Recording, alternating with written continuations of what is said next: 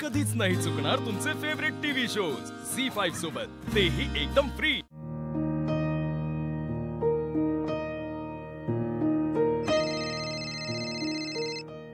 हाय बोल।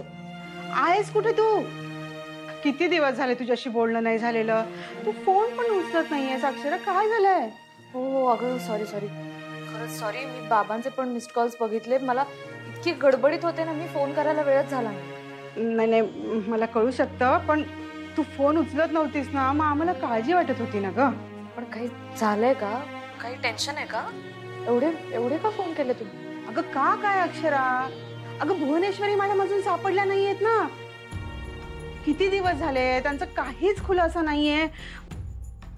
कसं होत असेल ग? नाही म्हणजे कसे शोधणार आहात तुम्ही?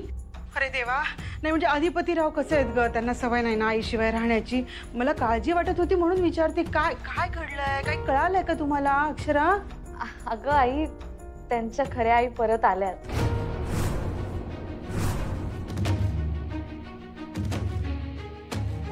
अगं काय सांगते? अगं मग बोलायचं ना, मगासपासून मी बोलतीये, सांगत नाहीस तू अक्षरा। अगं किती चांगली बातमी आहे।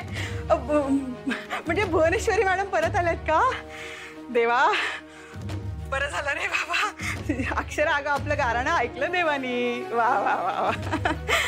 आई ऍक्च्युली भुवनेश्वरी मॅडम नाही आल्यात परत। अगं काय बोलतेस? म्हणजे त्यांच्या आई परत आल्या असं म्हणालीस ना तू? अगं म्हणजे त्यांच्या खऱ्या आई परत आल्यात, चारुलता मॅडम, ज्यांनी त्यांना जन्म दिला होता। अगं काय बोलतेस तू अक्षरा?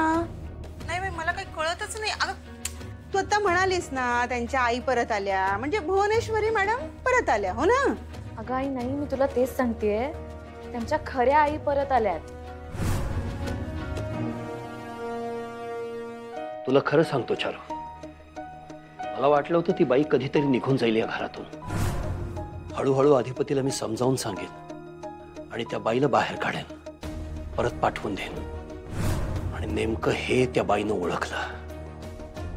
तिनं अधिपतीला सतत स्वतःकडे बांधून ठेवलं। एखादा जॅकपॉट लागावं ना, एखादी खजिन्याची किल्ली सापडावी, तसा अधिपती सापडला होता तिच्या हातात। अधिपतीला मी हळूहळू सांगायचा प्रयत्न केला की बाळा, ही तुझी आई नाहीये, पण तो ऐकण्याच्या मनस्थितीत नव्हता। त्याच्या मनानं घेतलं होतं की हीच माझी आई। मी तिला बाहेर काढायला लागलो की अधिपती हट्ट करायचा मी पण बाहेर जाणार त्याच्याबरोबर म्हणून। तो नसताना जर मी तिला घराबाहेर काढलं तर ती परत यायची अधिपतीच्या मायेचं नाटक सांगत। चारू, तुला खरं सांगतो, अधिपतीनं तिला आई मानलं असलं तरी माझ्या आयुष्यात त्या बाईचं कसलंही स्थान नाही। तेव्हाही नव्हतं, आजही नाही।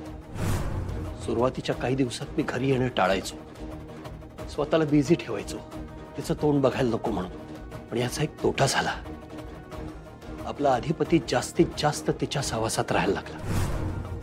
मला एकाच गोष्टीचं बरं वाटत होतं चारू, की काही का असे ना, अधिपती हसतोय, तो खुश आहे, तो बोलतोय, आपल्या आईच्या दुःखातनं हळूहळू बाहेर येतोय, किमान तो आजारी पडत नाहीये। हे एवढंच काही ते समाधान होतं मला चारू। आपल्या मुलाच्या हसऱ्या खेळत्या चेहऱ्यासाठी मी सरेंडर केलं स्वतःला, अधिपतीला तिच्या ताब्यात सोपवलं। आणि हीच माझी मोठी चूक झाली चारू। माहिती नाही, कदाचित त्या भुवनेश्वरीलाही अधिपतीचा खरा लळा लागला असेल। खरंच आईसारखं प्रेमही केलं असेल तिनं त्याच्यावर। पण चारू, जसजसं अधिपती मोठा व्हायला लागला ना, तसतसं त्याच्या प्रेमाची जागा भक्तीनं घेतली। आई साहेबांशिवाय त्याला काय आयुष्यच उरलं नाही। ती एकटीच कशी बरोबर आहे आणि तिचंच म्हणणं कसं खरं आहे हे तो मला आणि सगळ्यांना सांगायला लागला। तेही चाललं असतं ग मला, पण चारू तो माझा द्वेष करायला लागला, माझा तिरस्कार करायला लागला। त्याचं वाईट वाटायचं मला। आणि हे सगळं त्या भुवनेश्वरीनं घडवून आणलं होतं। माझ्याच पोटच्या मुलाला तिनं माझ्यापासून तोडलं, लांब नेलं। तुम्ही शांत व्हा बघू। असं का म्हणताय? असं काही होणार नाही। असं काय नाही होणार काय? आता कोण विचार करणार माझ्या भोळीचा? समजाना जे पाहिजे ते मिळालं, पण माझी लेक मात्र घराबाहेर आहे। आजी तुम्ही रडू नका ना, प्लीज शांत व्हा। माझ्या भुवीनं या घरासाठी, या अधिपतीसाठी लय कष्ट येचलेत ग। फक्त मलाच माहित आहे तू आता आलीस. मी बघितलंय समजा, पण आता ही बाई आली आणि माझ्या भुईच्या समध्या कष्टावर तिच्या मायेवर पाणी पडणार बघ. कशी असेल ग माझी भुवी, कशी असेल, कुठं असेल, सुखरूप असेल ना वा?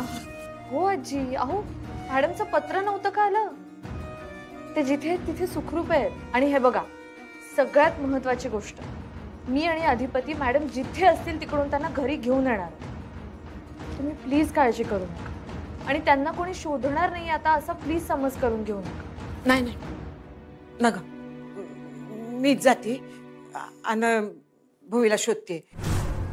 आता ही बाई आली आहे म्हणजे मला काही या घरात थारा नाही. मला घराबाहेर जावं लागणार. मी जाते, भुवीला शोधते आणि आम्ही दोघी एकत्र राहू. हो आजी, तुम्ही असं का बोलताय? अशी टोकाची भूमिका का घेताय तुम्ही? आणि मला सांगा, नाती अशी अचानक बदलता येतात का? हो, तुम्ही अधिपतींच्या आजी आहात आणि नेहमी राहणार आहात. बाबा पण तुम्हाला अंतर नाही देणार, मी सांगते तुम्हाला. आणि तुम्हाला सांगू का, चारुलता मॅडम सुद्धा खूप चांगल्या आहेत, समंजस आहेत. चल, काळजी करू नका.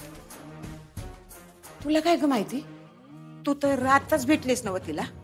मी त्यांना आत्ताच भेटले बरोबर आहे, पण 1-2 भेटीतच मला कळलं त्यांच्या वागण्या बोलण्यावरून की त्यांचा स्वभाव चांगला आहे, त्या मनाने चांगल्या आहेत. आजी, मी सांगते ना, आम्ही सगळे आहोत.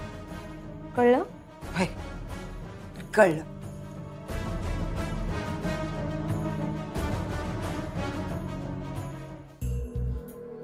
बया बया बया,